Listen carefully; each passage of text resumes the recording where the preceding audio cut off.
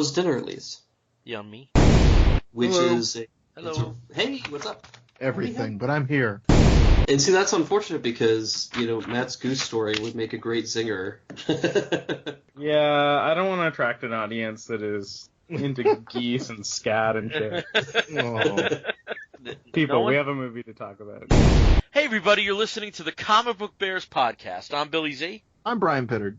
I'm Steve Morey. And I'm Matt Broussard. And we are here tonight to talk about Captain America Civil War, which is the most recent installment in the Marvel Cinematic Universe series. I was doing the count earlier with Steve, and it turns out that this is the 13th MCU film. Time's gone by quick on that. 2008 to now. Eight years, right? Wow. Yeah. That's crazy. 13 movies. Well, for the first couple of them, it was just one movie a year, and I think there was actually even a gap between, maybe a 2-year gap between Iron Man 2 and Incredible Hulk, I think, or Incredible Hulk and Iron Man 2. And then it just started really going. Well, we're here to talk about the most recent one. I'm sure we'll be referencing some of the earlier films. And I feel like starting with Bryan. Bryan, what did you think of this film? Well, I enjoyed it. I'll just put that out there. I did not actually surprisingly have high expectations. Not that I didn't think it would be good, but, going into the movie, that excitement, that sort of just anticipation, I didn't really have it, and I was surprised, actually. So I feel like my expectation management was really reasonable, so it could have been probably a lot worse, and I still would have enjoyed it. But overall, it felt like the next logical chapter in the story they're telling from both Captain America's perspective and the Avengers' perspective. So it definitely is like Captain America plus, because, let's face it, like the whole Avengers are in it, but it did continue the storyline in Captain America 2, Winter Soldier. So it definitely was a good Captain America film for that reason, even if Captain America himself kind of sometimes took like not a backseat, but certainly shared the screen with a lot of people. So, overall, it was like everything I would have wanted from that kind of movie. And, in some ways, it's kind of stronger in parts than the actual comic in the way it sort of was executed and certain story beats. But in others, it kind of let you down. So a mixed bag, but overall, a very pretty and, a one that you would hope to have for a Marvel franchise film. Mm-hmm. Steve, how about you? Kind of a little bit different from what Bryan had mentioned. I actually had higher expectations of this movie than I think I probably should have. And for the exact reason that Bryan mentioned it, I was expecting more of a Captain America movie, and instead I got Avengers 2.5 or Avengers 2.9. And that was kind of disappointing after seeing how wonderful they could make a film focused around Captain America and Winter Soldier. I think Winter Soldier was excellent and probably the best of the Marvel movies I've seen. This one was good, but it was more of an Avengers movie than a Captain America movie, and that kind of, to me, was a little bit of a letdown. That being said, seeing all the characters that they shoved in here, but did it in a good way, in a fun way, the humor that they threw at it, which is kind of a hallmark of the Marvel films. I think since Iron Man 2, basically, you have to have a lot of humor or enough humor in it. It really did make it an enjoyable film. There were some moments, and we can probably talk about those later, but I did overall enjoy this movie, not as much as I would have enjoyed it if it was a more Captain America-centered movie. Okay.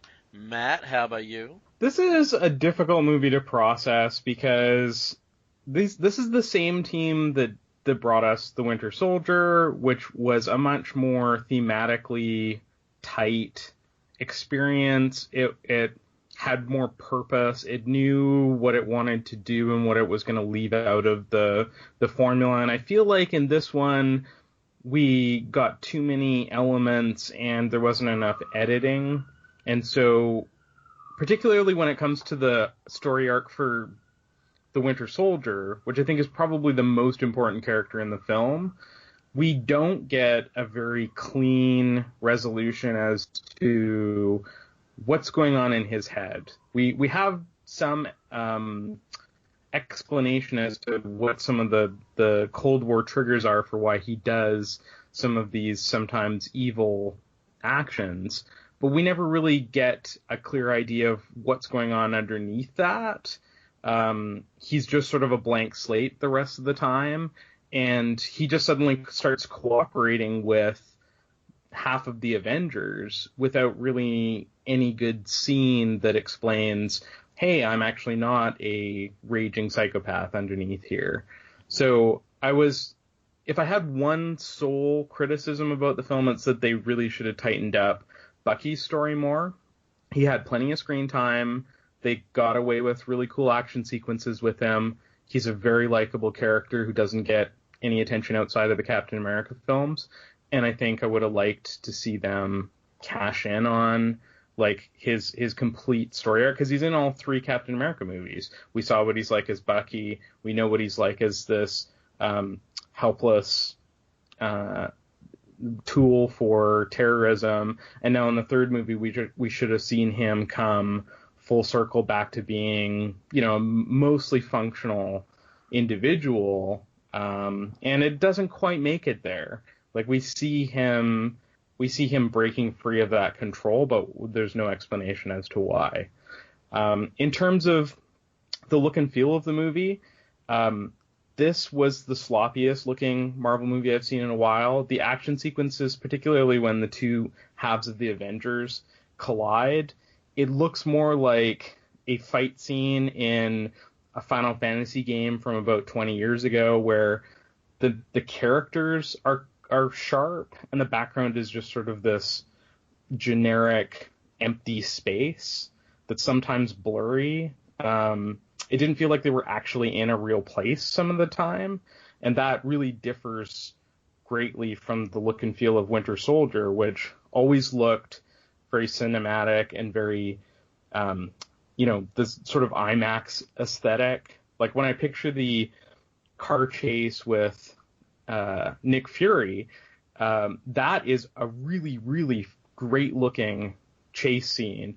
It's very sharp. It's very well directed. The angles are chosen really well. Let me pass the baton on the note of special effects, because the Robert Downey Jr. de-aging effect looks fucking expensive. Like that was light years beyond Jeff Bridges in Tron. Like I just sort of stared wide-eyed at what they were doing with that, and granted it was an illusion and they got away with it because it's supposed to be computer generated within the context of that scene, but holy shit, is that convincing as a young Robert Downey Jr. I love this movie. Okay, I really loved it, and I hate nitpicking, but I'm going to nitpick for the sake of getting it out there. And I'm approaching this more as a film fan than a comic book fan. If I had no prior knowledge of what has gone down in the Marvel Cinematic Universe, I would have had no idea what the motivations of half the characters were. Yep. So, and this is a very strange animal. We're in this place now in cinematic history where you can have a film that only functions as a sequel, and yet it can still be of pretty damn good quality and pretty satisfying. I'm thinking of other films, like we had brought up Winter Soldier. If you had never seen any superhero film before, you would have walked away with a very satisfying and a very comprehensive experience from Winter Soldier. This one, it acts completely as a sequel. But it's strange because usually those films suck. Usually those films, and I think more along the lines of horror films, you see that only way you can decipher what is going on is from prior exposure to the characters. That being said, it was still so well done. I know I'm in the same boat as some of the people on this call where with Batman vs. Superman, I was in this strange place of feeling I had to defend a film I barely liked. I barely came out on the positive end of. And when I saw this film, and you have areas that it basically covers the same ground of what happens if these characters actually existed, and the devastation that's brought on by their mere presence, in a sense. Yet it dealt with it in such a different fashion that was much more believable and could still bring in elements of lightness and humor. So it's a really strange film. I have to say, though, I'm going to disagree with Matt wholeheartedly, and I think this is because I'm not a gamer, in that the scene at the airport, and we can talk about the different action scenes, but the scene at the airport, that to me was the first time on screen I saw superheroes, in a sense. I think that there were elements of the first Avengers film that approximated it, but this was the first time I felt like I opened a comic book and that's what seeing superheroes in action would look like. I don't know if anyone else felt that way. I kind of agree with you, Bill, because I didn't buy the Matt's complaints. I'm glad I didn't get distracted and didn't get like taken out of it, because I really felt that it was the most successful team up / battle that I've ever seen in movies depicting superheroes. I mean, like you said, we've seen bits and pieces before, but they always felt, okay, this guy. Okay, then this chick. Okay, then this thing. It was always very piecemeal and edited together. This felt so completely seamless and unified. And yeah, there are times where you could probably see the girders behind the backgrounds. I mean, you could see the CG in certain respects, but it never took me out of the action and out of the stream of action. And mixing characters together that still push forward their characterizations and their relationships, and not just dumb punching, I mean, again, like you said, Batman vs. Superman stands out because it was recent and it covers some of the same ground. And I maintain that Marvel has this weird dialogue going with DC in terms of movies, and like they show how it can be done smart and like with depth of philosophy and characterization and with craftsmanship that is up there amongst the top technical filmmakers that we have, and which is amazing because the Russo brothers they come from Arrested Development and television. Like, these guys have carved a path for themselves that is really spectacular, given that they're not really a household name. They're not an auteur, like we're used to, but yet they're making some really good action and adventure movies. So I agree. I thought I heard a Steve about ready to say something. No, I mean, basically what Bryan and Bill, what you two are saying about this is that I do agree. And Bill, you kind of hit it right there when you had mentioned that it is a film that can really only function as a sequel. The fight scene that we're all talking about is a perfect example of why it can only function as a sequel, and why when we see it, we can enjoy every aspect of it if we know who these characters are. And, because every action that they're taking, every snippet of, quip and dialogue and, joke or catchphrase or whatever that all the characters are shouting out, the different actions that they're taking when they're fighting each other and how they're being paired off. If you've seen the other movies where those characters are introduced, where you've seen those characters sort of spotlighted, it all makes sense. And like Bryan, like you said, this is really one of the first times that you can see this kind of costume on costume action without it either feeling like they're throwing in people you've never heard of before, that you don't know who they are. And I'm thinking like X3 is a perfect example of that. That terrible, X-Men Last Stand, where you have a ton of costume characters throwing each other around, but half of them you've never seen before. And there's absolutely no introduction. There's nothing given to make us care about those characters. But here, we care about all these characters. Some of them we've just seen their origin stories in Ant-Man.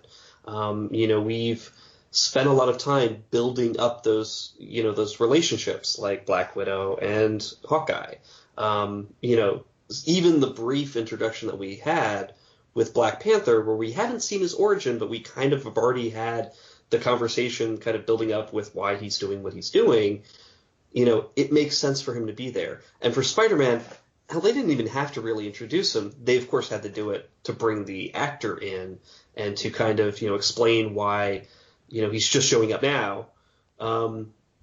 But we've already seen X number of Spider-Man movies that are more or less similar in plot that you can kind of figure out, like, okay, that's where this guy comes from. He's funny. He's a teenager. Okay, good. And I thought that was really great. But if I didn't know who these people were, if I had never seen the other 12 movies that Marvel's had, I would be lost. I would have no idea who these people are. I wouldn't know why I cared. All those little, hey, I know a guy, let's get them all together. And, who's this? What's Paul Rudd doing in this? Isn't he a comedian? What's he doing in a comic book movie? Things like that. I think would be very confusing for a general moviegoer. Of course, it's been so saturated for the past 8 years. We've seen so much of the Marvel machine, especially since Disney bought them, that it's kind of hard not to know who these people are now. So I don't know. I don't know if that's. I mean, it's definitely a leg up on Batman v Superman for sure. So I think we've entered an era of sort of serialized entertainment where, I mean, we've had it in comics, we've had it in fiction, we've had it, or not, like, novels or whatever. We've had it in television, certainly, and more in television lately. I think we're finally in that era of episodic movies. Mm-hmm. And, I mean, Harry Potter, Hunger Games, I mean, all of these works do not work as standalone sequels. They don't. The Harry Hobbit Potter movies, Lord of the Rings. Hobbit movies, exactly. Yeah. And I think that, yes, it is something it's like a distinction to make. This would not necessarily work on its own. That's a valid point, but I don't know that it's really something we can ding it for because we exist in this age. And I was going to throw in with like the numbering thing, but honestly, they've moved away from that. I mean, none of the Hobbit movies, none of the Lord of the Rings movies, none of the Hunger Game movies or Harry Potter movies had that 1, 2, 3, whatever. It was just the name of the book. And people going to the experience, even if they don't know the prior work, they know that that's what they're getting into. So they're mostly, I'm sure there's exceptions, they're probably mostly fine with kind of in media res, jumping in, context clues, ask your friend after the show, look it up online, get on with it because that's what they want to do. So, I mean, I totally agree. Without that background, you don't have the same experience, but I still think it works. Yes. And I think moving forward, that's the new norm. Yeah. Not completely, obviously, but But then I think if films moving. Oh, sorry. No, I was just saying that I was thinking when you were talking about that these series, apart from I guess Fast and Furious, have veered away from the numbering, and I'm thinking the longest running franchise that never did that was Bond. Mm-hmm. And though we have a lot of very good and a lot of very bad Bond films, they were always pretty good as existing on their own, I think. Yes. And there's some terrible films, but they're terrible films on their own. You can follow it. He's a spy pretty quickly. You know who he works for. If there's a backstory that continues from one of the previous films, it's entered and the information is disseminated pretty economically and pretty quickly. And it was just funny that you mentioned that with the numbering system, that they have veered away. And also, from a marketing standpoint, it's hard to market so-and-so film 17. Because then you have a huge legacy that I think some people would feel lost of not having sampled and might stay away from a film. Yeah. Renumbering. It's the new number one. It's the same principle. If you have issue 900 and whatever, people are going to be scared off because they go, I don't know what happened. I can't jump in here. It's the same principle, even if it's really just a psychological thing more than an actuality thing, because you could put a number on this and make it just as confusing, or do a great, seamless explanation, like whatever the cinematic equivalent of that first page in the Marvel comics is. I mean, there's ways to do it.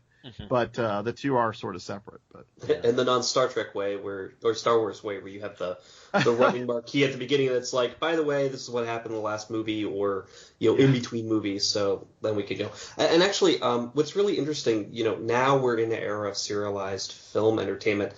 I think we're going back to the era of serialized film entertainment, and it's not a coincidence that it is comic book or pulp heroes or characters that are bringing us back to that. Because back in the 30s, 40s, the biggest serialized film subjects were Batman, Superman, Shazam. It was comic book characters. Yeah. Or strips. Or pulp characters, so like the Shadow or Phantom. Or Flash Gordon especially. There were more Flash Gordon serials than the others. Exactly. And you would always have you could go to the movies every week and see the next episode.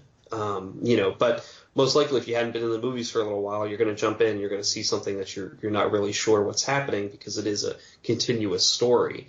But I think now we're actually at the point where we can have these long-form serials where instead of having a 15-minute, as a precursor to another film that's going to be showing afterwards, now we've got a 2.5-hour epic serial part. Okay, I think we've hyper-intellectualized the serialized aspect of the film. This was a fun film. What did you think was the most fun element? Let me start with Matt. Black Panther. He steals the show. He's a great interruption in the Captain America stories, and I welcomed every scene with him. His action sequences were aggressive and acrobatic and cool. He's really hot, and I love his accent. So great casting in the role, and they do a good job of introducing him without making it feel like we were watching an origin story. He's just sort of in there, and like things just sort of fall into place, and he's full of surprises. So I loved that. Spider-Man and Aunt May were better than expected. I'm fully defensive. I'm fully into defending Marissa Tomei as Aunt May. I think that's going to be fun to watch. I was saying to my coworkers, yeah, sure, she doesn't remind me of the elderly lady that was in the comics when I was a kid, but if the criteria is to show, a modest income family in the Bronx, they totally cast it properly, and I want to know more about them.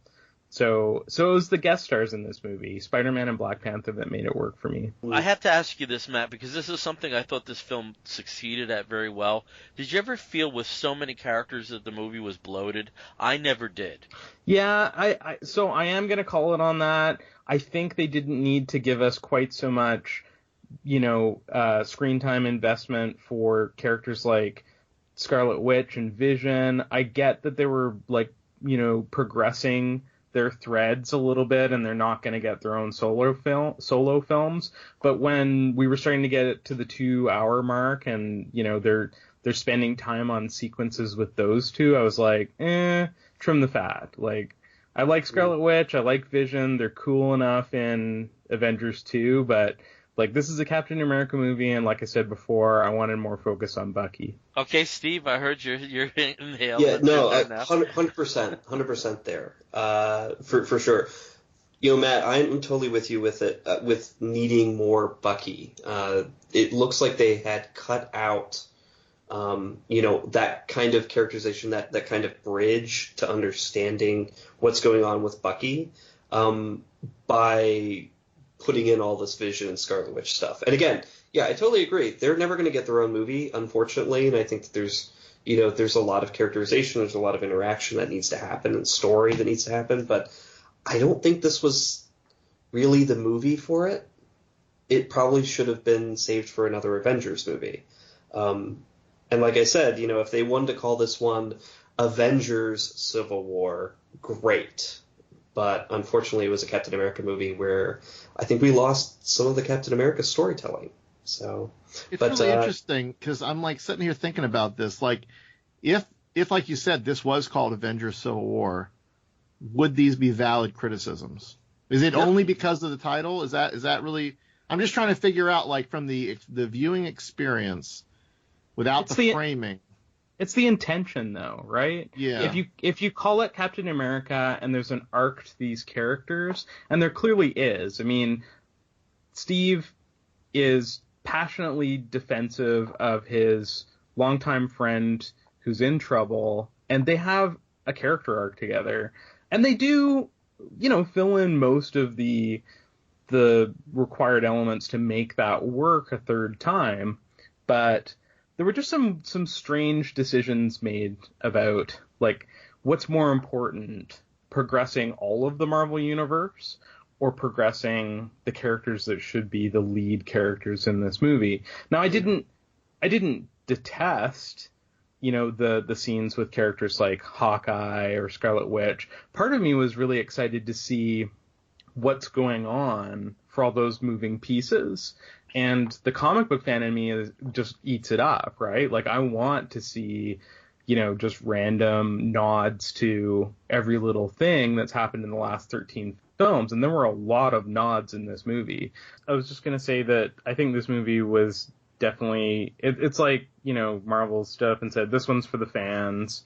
It is rewarding for people that are really into the sort of the whole picture. And it is good for that. Like, it's not sloppy about how it handles the characters. Everybody's got their little trajectories. And that's appropriate for a Civil War movie. I mean, this is a crossover event that's supposed to have more characters than you can shake a stick at. And they accomplish, I think, most of the requirements for a Civil War movie. So, yeah, I wouldn't have minded if they called it Avengers Civil War. That would actually, given them a pass on a few things. Yeah, I guess I kind of agree with you. I conceptually, like, I get what you're saying, and I'm thinking, like, if this was a comic, so it's Captain America's series, and you spent, let's say, I don't know, a quarter of the book, one of the issues, on this weird Scarlet Witch Vision story, it would stand out. It would be weird. You'd be like, what is this? Why are you doing this? But I guess going into the movie experience, I did not dial into that as a Captain America movie because I knew the trailers and everything else, like you said, kind of this was going to be a huge crossover, but it's I don't know, it's weird. It's like how do you do this as a cinematic universe? You can certainly tell a standalone story like they've done many times over, but I feel like this is the building blocks to Infinity War or whatever they're going to call that movie more and more. And what I was shocked by, I mean, I don't know if you guys were surprised, there was nary a mention of the Infinity Gems, nor was there any Thanos or anything else like glaring in cutscenes or anything. I was shocked because, I mean, they have been like judiciously putting that stuff out there. Mm-hmm. And I think only because it was Captain America. But even the first Captain America was Cosmic Cube. So, I mean, it's... Yeah, well, I also have a feeling with Guardians 2 happening that might be loaded with that stuff. Yeah. I've seen interviews where they said they're not going to do anything Infinity related for Guardians 2. Really? Yeah, they want... That's surprising. They want a carte blanche to, like, pursue the story they want to tell. Because, I mean... They totally overshot expectations about how well it performed, and I don't know if this is still true because the production could have changed since then, but I read that Guardians 2 was definitely not going to be a lead into Infinity War. Okay.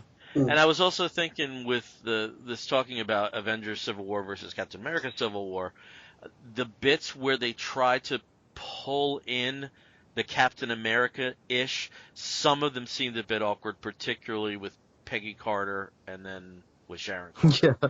It almost seemed like, oh shit, this is a Captain America movie. We gotta, Yeah, that whole Agent 13 thing where it's like, wait, they're awkwardly kissing. I know that they had been making goo-goo eyes at each other a little bit in Winter Soldier, and then they had some emotional moments here, but it just seemed a little forced and that's weird. Okay.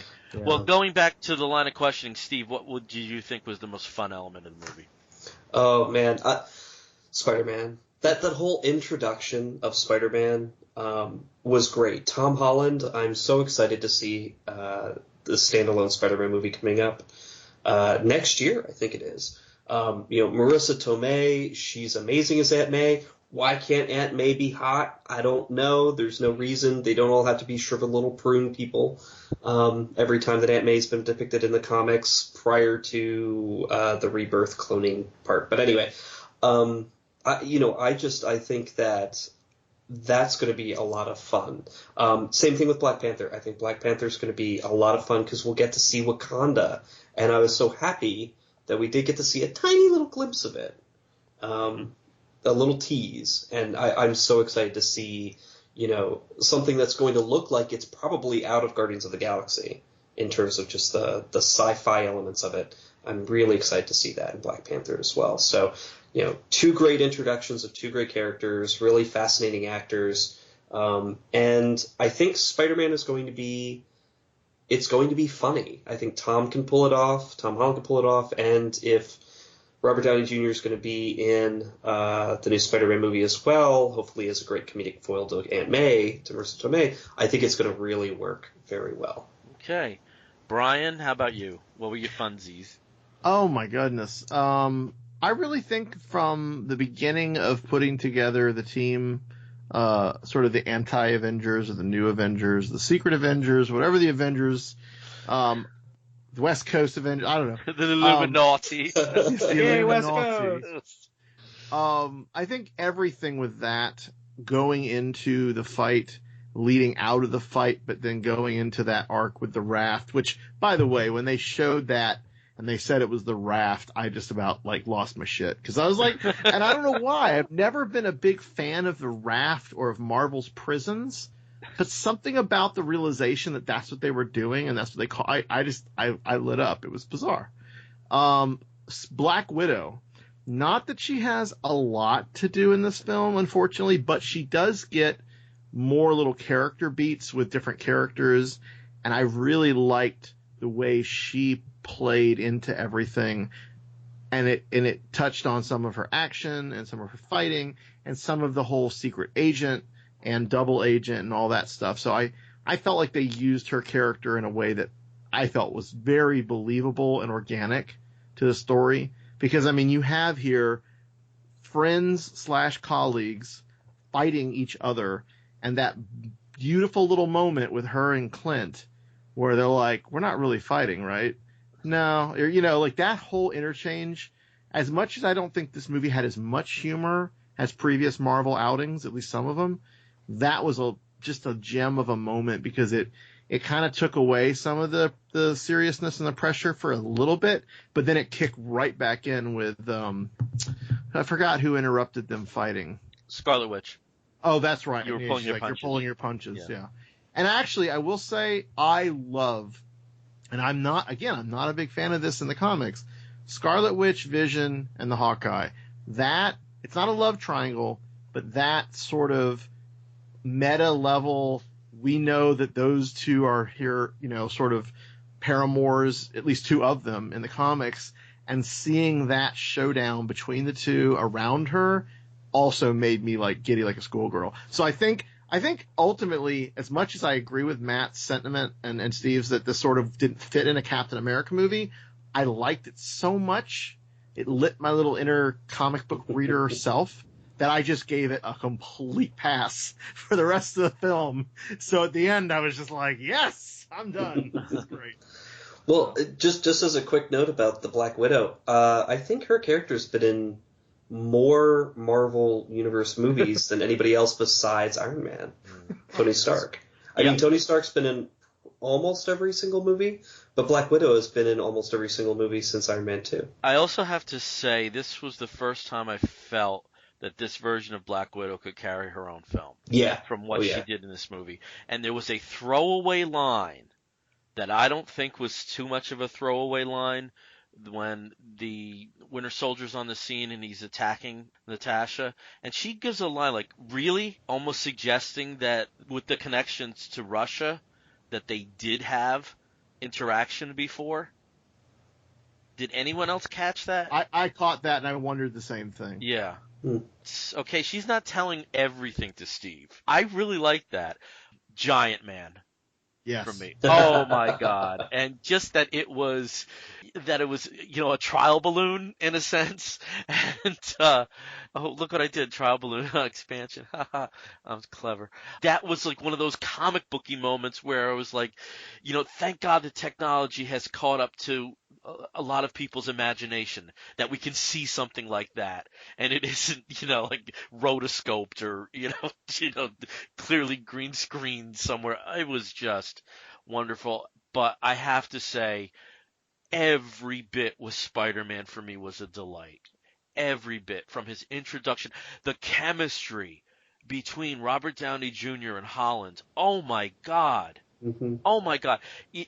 What I want somewhere down the road in a Marvel Cinematic Universe movie is Marvel team up Spider-Man and Iron Man, and the entire plot is Tony taking Peter to his first strip club. Because that would be gold. That went to a weird place. No, it didn't. No, it didn't. No, it didn't. You know, how seedy is a strip club? Like, is it strip club totally that nude, Tony or is Stark it, would be bringing him to? Come on. You know, I said when Amazing Spider-Man came out, and I did like the first Amazing Spider-Man film. I never really warmed to the Raimi films.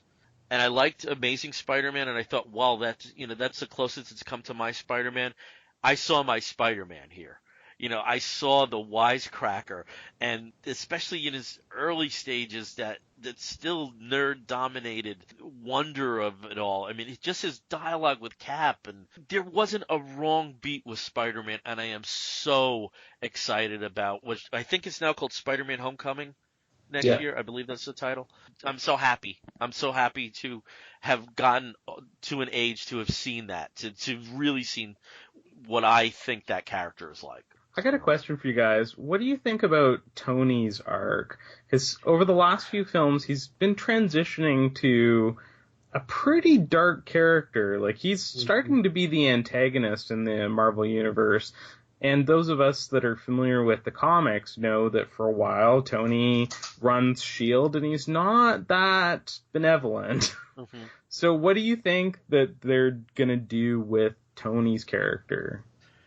I think that's really interesting that you bring that up because, and I don't want to pull synergy with what we know has happened with Tony in the comics, but with this version of Tony, it seems that he's in a position he never wanted to be in, yet doesn't make a move to make that situation better for himself and for others. And I like that he's in where he's in control, yet he's in a place where he's lost control. In a sense, does that make sense?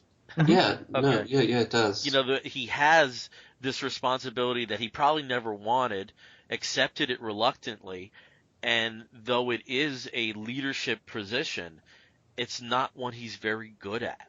I mean, look what happens. Well, I mean, they talk about it a lot. I mean, I've rewatched most. Whereas I think Cap is a born leader in a sense. Yeah. Not of something as expansive. Cap could not lead an army, but he can lead a battalion. But he can lead a battalion better than anybody. Yeah. Well, I think, you kind of mentioned it there. Tony's had, when he found out how bad making weapons and selling them on the black market was, or, how that had become a big problem, he stopped doing it. He got out of the weapons business. But this is kind of having the exact same effect. He's doing these heroic things, he's put together the Avengers, but there's always some huge negative something that happens, some consequence that happens because of it, and he can't extricate himself from that. He can't. Well, he tried quitting. He's in a different weapons business. It's just these weapons are individuals. Yeah, I mean, he's tried quitting. I mean, at the end of the second Avengers, he was like, "I'm done. I'm never going to be Iron Man again." And then here he is, Iron Man again. He was out of being Iron Man at the beginning of Iron Man 3. He destroyed all of his armors, and then he was stuck being Iron Man again. So he's trapped. He really can't get out, and he's got all these people that are relying on him. And even if they're not relying on him, he's partly responsible for all of them coming about. From a very meta standpoint, the Iron Man movie was the one that really kickstarted the franchise. And the fact that he's the one who kind of encouraged the whole Avengers initiative, even though he was jokingly against it. He's the one who's been providing all the vehicles and all the money since S.H.I.E.L.D. collapsed. And, he's even the one who was supplying S.H.I.E.L.D. all of the, technology to make, their vehicles and weapons. So it's very, he's kind of put himself at the center of this whole universe, and he can't take himself out. And every movie since Avengers, he's had some miniature breakdown where he's featured. So Iron Man 3 was just one long 2.5 hour breakdown. Avengers 2 was, a lot of breakdowns because of hubris. And this one, again, it's tons of breakdowns because he feels responsible but doesn't want to take responsibility. I was actually thinking that Tony Stark in all these movies is the least. It's either the most developed character in that he's changed from thing to thing, or the most, the least, the least common through line. Like he seems to be whatever the writers of the movie need him to be. And I don't know if that's, like you said, it could go either way. Like, you could certainly make the case that this has been him reacting to these different experiences. But, like, the Iron Man in Civil War, antithetical to the Iron Man in the first Iron Man, or even the second Iron Man. Mm-hmm. More like the third one, more like Avengers 2. But even in Avengers 2, he's very, reactionary, and I want to do this for whatever his motivation is, kind of going against the grain. I don't know. It was... Like somebody pointed, I think Pat pointed that out to me, and I sat there and I was like, yeah, you're right. This is kind of not exactly, or I think the point was made that how many other times has something like this presented itself to him that he is just now reacting this way? Do you know what I mean? So I don't know. That was the only thing I didn't. But again, Tony Stark in the comics is also kind of whatever you need him to be. There is a through line, especially now that Robert Downey is kind of, indelibly stamped his personality on the character. But, historically, he kind of is a little bit all over the place. Here's a big question I have, because for some reason today I just got caught up on reading about the history of the films. Would we be here? Would we be talking about a film called Captain America Civil War if the casting had gone a different way and the first film had featured Tom Cruise? I don't think we would be. But we wouldn't be, would we? No. That's a dark future. Yeah. That's a Zack Snyder future. Like, that is the kind of decision I expect DC to make in spades. But Marvel has built this team that is so much smarter and more in tune with what works in both the printed page and the small screen and the big screen than DC has been for years. So I don't think it would go on as nearly as well, and we'd probably be basically looking at like what DC has now. I mean, the fact that we were very close to having something like that happen.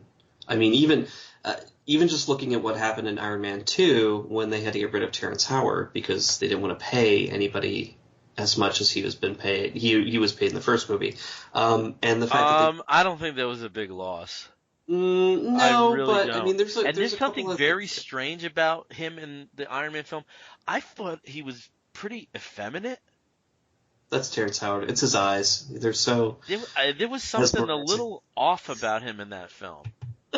Yeah, he's got soft features. Yeah, he probably wasn't sure that he really wanted to be in a superhero movie because it was a big risk. That movie was a huge risk. Not as big as a risk as Incredible Hulk was, because Incredible Hulk could have killed the entire franchise if they didn't decide to just power through it and, make that connection with having Tony Stark at the end of that movie. Especially because Ed Norton basically afterwards was like, screw you guys. But here's one thing, and nobody's mentioned it at all. So what do we think about the villain? I thought it was somewhat interesting until they get to Russia, and then it got a little wonky. And that's also something I have to say about Tony there. In my head, Tony would have freaked out at first, and then he would have calmed down. Yeah, I wanted to tell him on the screen, like, you didn't have that great a relationship with your father anyway. Yeah. And we've never heard of your mother before this movie. Was her name Martha? That would have been awesome if they, in post-production, they said, what the fuck, let's call her Martha. Her name is Martha. Like, I wanted that. At that moment where Tony and Steve were punching each other, I was just, like, waiting for somebody to scream, his mother was Martha. That's all I could think about. And it made that moment less impactful, I think, to me.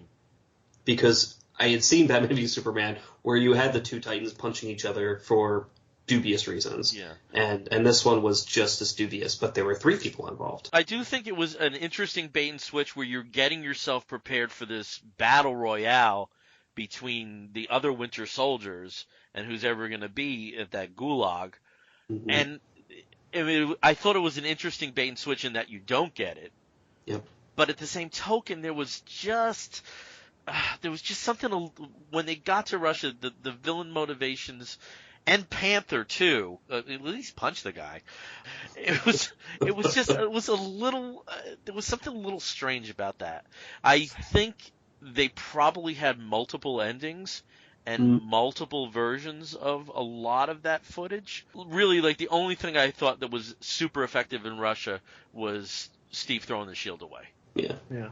Which I thought was a really, really powerful statement in a very simple gesture.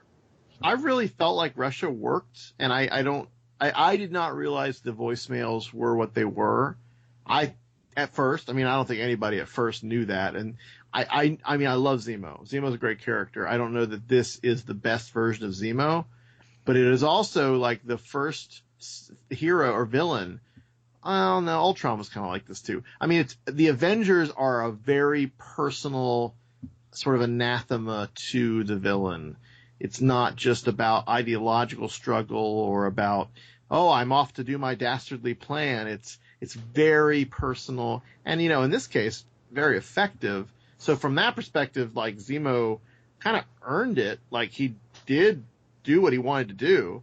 And, the Tony Stark thing, the only thing I can sort of attribute it to is when you are, like, and let's face it, they had been going for days at that point on probably, like, minimal sleep. Like, when you are worn down like that, emotions are, like, right on the edge of your fingertips. And if you are already smoldering about a previous fight, and we've all been there, right? We've already had a fight, and we've kind of put it to bed, and then suddenly out of nowhere, this shit, something comes up. It's like it reignites the whole fire, and you're back to where you were. So I bought it completely. I don't know that Tony was a killer. I think that's a little too far, and he certainly was trying to kill the Winter Soldier, it looked like. But I don't know. It all worked for me, and I was shocked with the bait and switch. So I don't know. Mm-hmm. It may have tested well, like you said, Bill. They shot several different variations on this, and as they always do these days in these kind of movies, they test screen certain versions to see what gets the better reaction. I bet you anything there was a version where somebody died, because I thought I had even read, whenever, a year ago, whatever, like there was a funeral at the beginning and there's a funeral at the end, and of course you think, well, Steve's going to die, right? But then, when the thing happened, or Tony's going to die because Robert Downey Jr. is expensive. Well, right, yeah, something. So when they didn't pull that, I was like, wow, that's kind of okay. So Rhodey was basically the sacrificial lamb, and they didn't really sacrifice him. So yeah, that was surprising. I totally agree. And the twist worked for me too. I was kind of impressed actually that out of all of these fairly expected elements, they found something to surprise somebody like me. And I did think that was the one thing that I would believe Tony Stark would sort of like lose his mind about. And it tied in nicely with what was going on in the rest of the film. Like, I didn't realize they were setting up those dominoes, and when they tipped them over, I was like, okay, nice work there. But I was just as surprised that we didn't get, somebody brainwashed with the book, killing Steve Rogers. Maybe that'll happen in another episode. But, yeah, I didn't really mind Russia. I was getting pretty, worn down though by the time we got to that act. I was like, wait, how long is this film? What day did I arrive at this theater?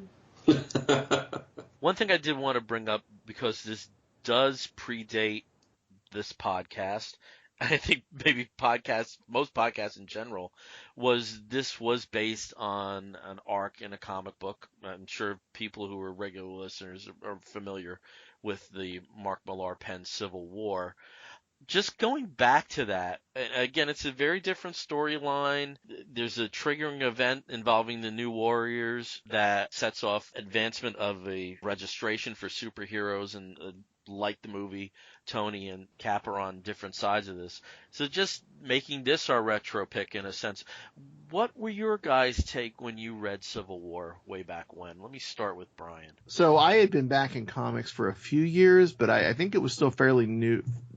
fairly recent that I had kind of gotten back into things. I think I got back in when Bendis was doing like the Disassembled and the New Avengers, and this came like sort of in the middle to end of his New Avengers stuff, I think, from what I remember. Yeah, because he got Secret War. Yeah, he did all that Secret Invasion stuff later. Well, this wasn't Bendis though. This was Millar, right? Yeah. So, but it was in that same time frame. But Bendis worked a lot of those threads into his own stuff.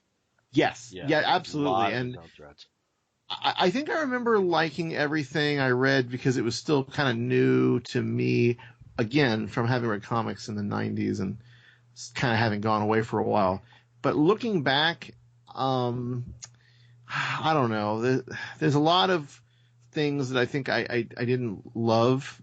And I definitely remember some of the aftermath, including I was reading Captain America at the time and that whole thing, and then all the different books that came right after Civil War dealing with Steve's death and how the different characters are handling it. And I think that was the first Marvel event I had been through in a while, and I even right after that had event fatigue, you know.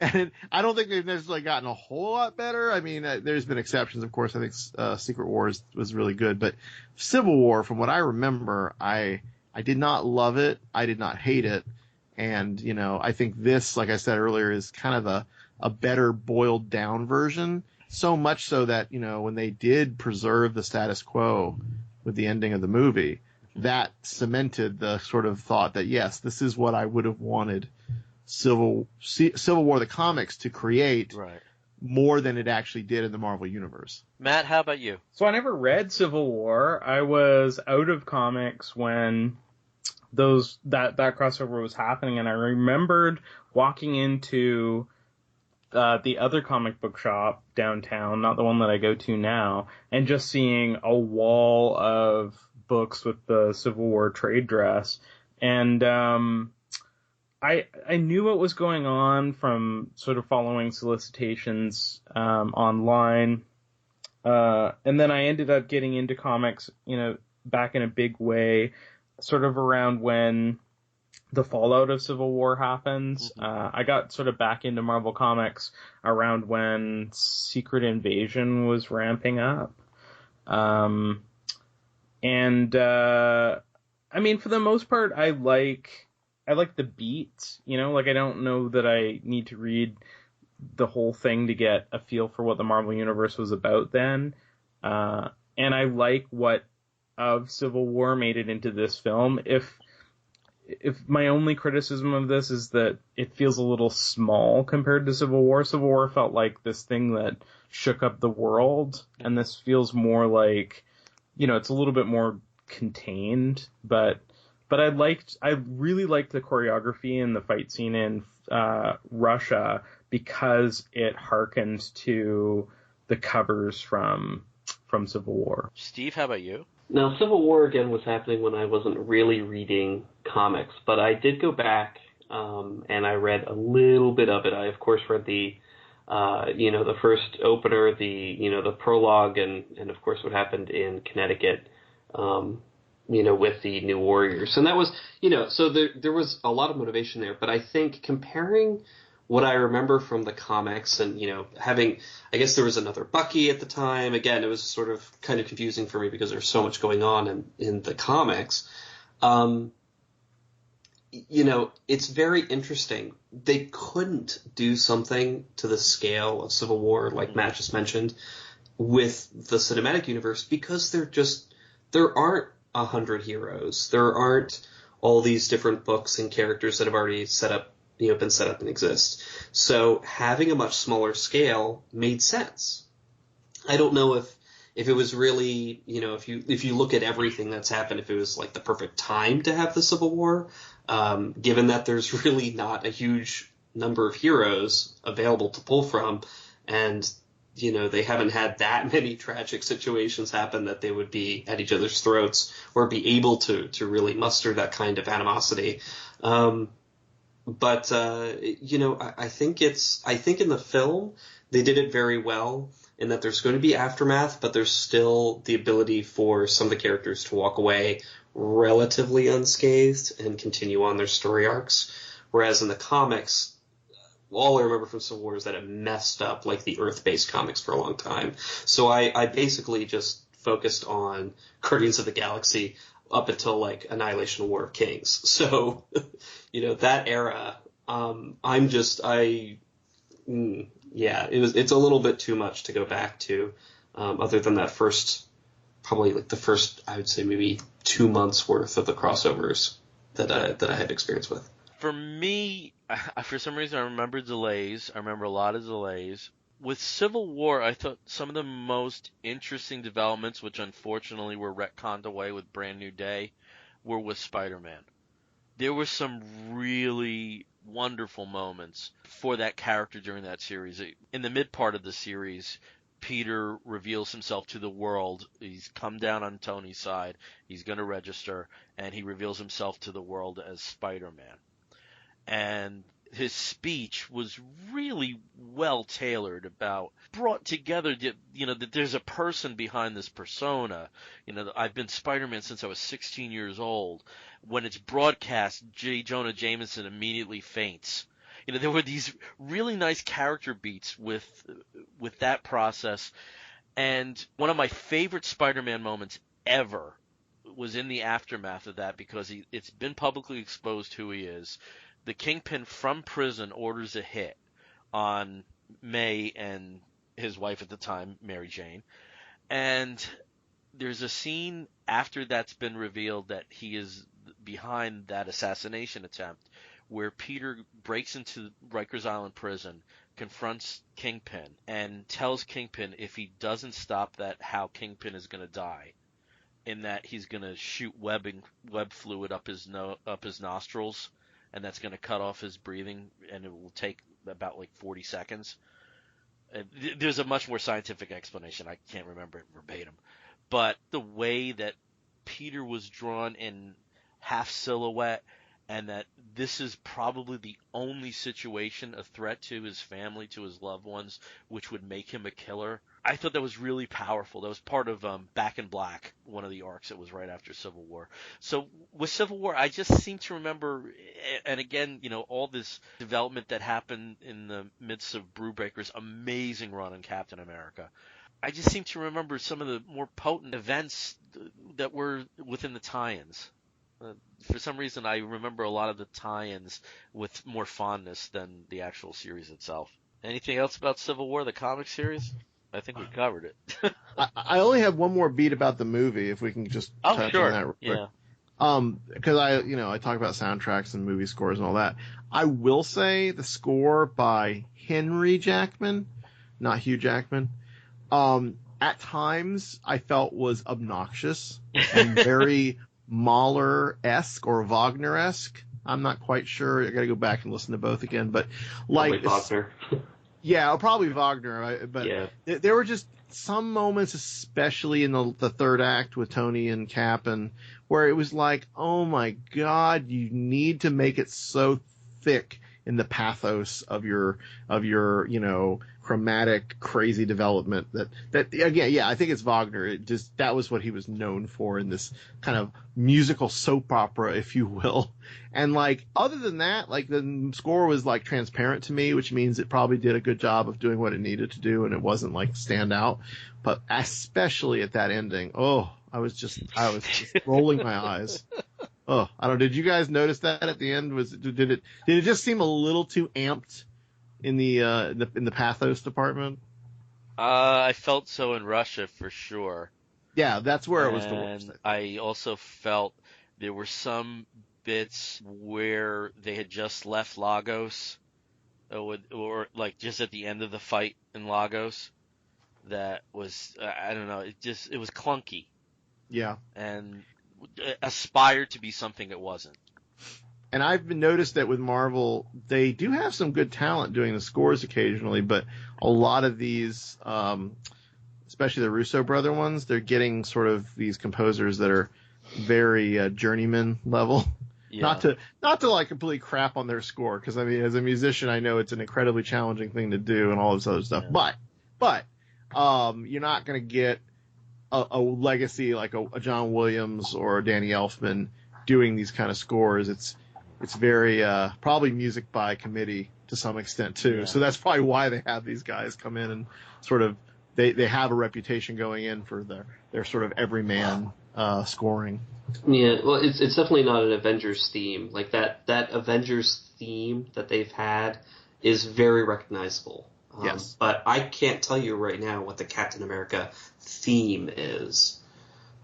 The first movie had a pretty good handle on that, but it was a very different composer from what I remember. It was, I'd have to look it up, but it was somebody who has a rich legacy of scoring films. But I think this guy did the previous one, and yeah, it's very just serviceable, sort of.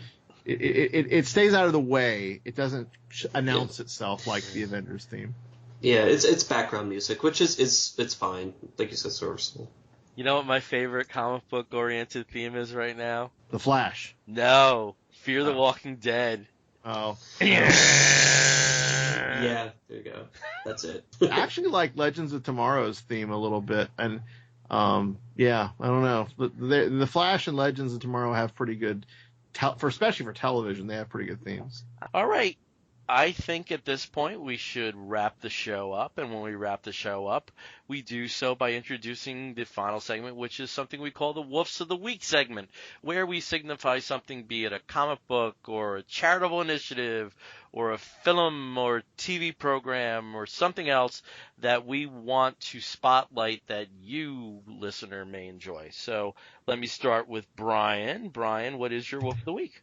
So from when we were recording this, in less than 2 weeks, I will be in Durham, North Carolina for an extended weekend to experience the second Moog Fest that I've ever been to. It's not the second one ever, but it is this year's, they took a year break after the last one I went to, and I'm very excited not only to go, because I'm a huge electronic music nut, but I'm excited to go meet some very legendary composers and electronic musicians, including two that I know for sure will be there. Susan Ciani, who did piano and sort of electronics back in the 80s mostly. I mean, she's been doing it for years, but she had her heyday, I think, in the late 80s. There's a theme that they used in television, and I can't hum it, but if you heard it, you'd go, I've heard that before. And then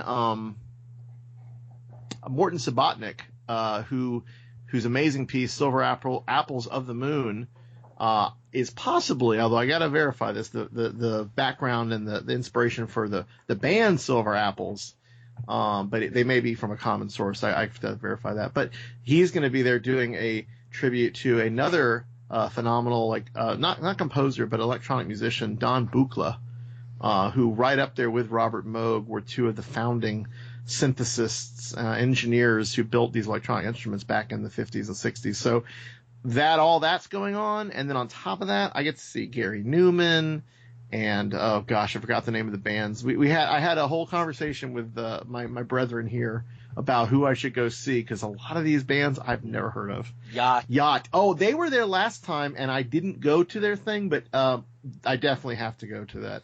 But if you're interested not only in going, because there's still tickets available, it's the weekend of the 19th, whatever the preceding dates, like Thursday through Sunday, in Durham, North Carolina. And then the coverage that we're doing is for Consequence of Sound. So if you go to consequenceofsound.net, gosh, I'm probably wrong about that, but Consequence of Sound, if you Google it, they have a great music coverage, blog, podcast, video, all the stuff.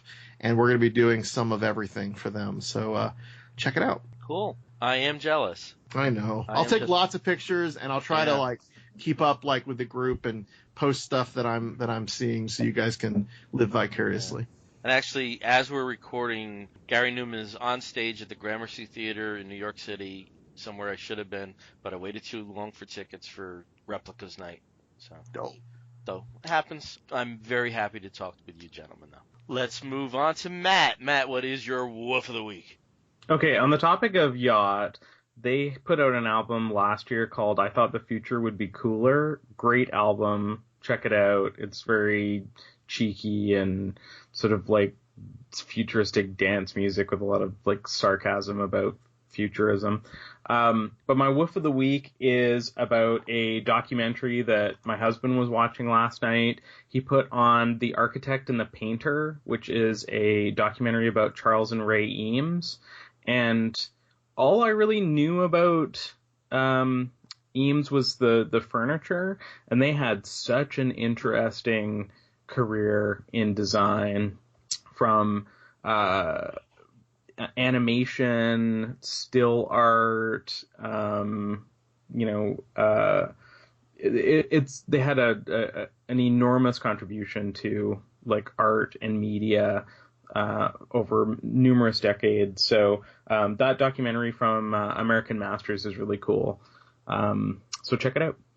Okay, let us move on to Steve. Steve, what is your woof of the week? Kind of along the same vein of a documentary, and this one is actually a documentary series, is currently showing right now on Channel 4 in the UK, but it'll soon be available here in the US, I'm sure, by Grayson Perry, who is an artist and educator, also a very famous transvestite, if we still want to use that word. Because he is a cisgendered straight male who really loves dressing as a woman a lot of times. But as part of his art, he uses his other persona of Claire to kind of challenge the ideas of masculinity and propriety. And that's actually the subject of his new documentary series called All Man, where he goes and investigates what makes a man a man. And in the first episode, which is out this past week, the second of the 3 parts is coming out later on this week. In the first part, he actually went and the best, I'd say, sequence of it, he works with a bunch of men who are training to be MMA fighters, and kind of explores why they think that violence and aggression are part of being, a man. And it's very interesting what he gets them to actually say, because it's, these men are very, closed most of the time, but they find a way to really open up around this topic that they really love and around this, very aggressive sport. And I'm just really excited to see where else he goes with this topic, because it's really fascinating. It takes the whole idea of what makes gender, what makes somebody masculine, if you're looking at the male ideal, and kind of explores it in a very visceral, very emotional way. And I definitely recommend it. So again, 3 parts. It's called Grayson Perry's All Man. Okay, my woof of the week is tied into an announcement regarding this show. If you have been a subscriber on iTunes, you have been getting our episodes most likely through the Earth 2 Podcast Network feed. And if you've noticed that feed, where we once were a 6 or 7 show strong network, it's basically been down to ourselves and the Wombmates.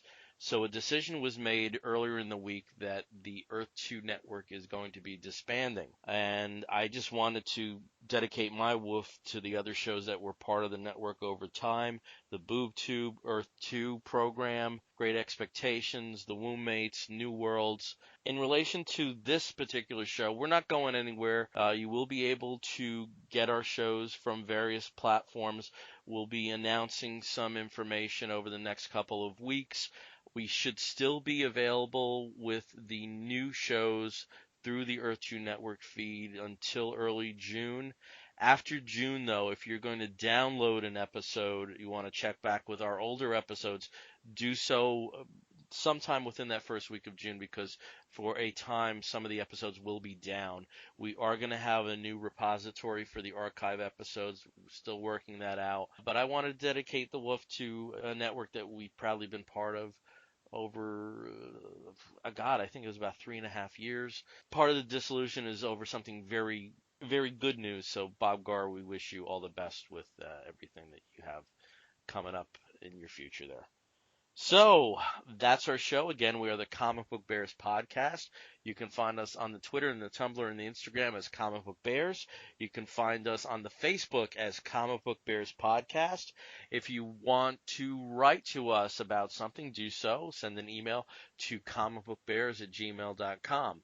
Until next week, I'm Billy D. I'm Brian Pittard. I'm Steve Worry. And I'm Matt Broussard. You're going to hear a woof and an explosion, and again, we'll be back next week. Take care, everyone. Whoa! Yeah!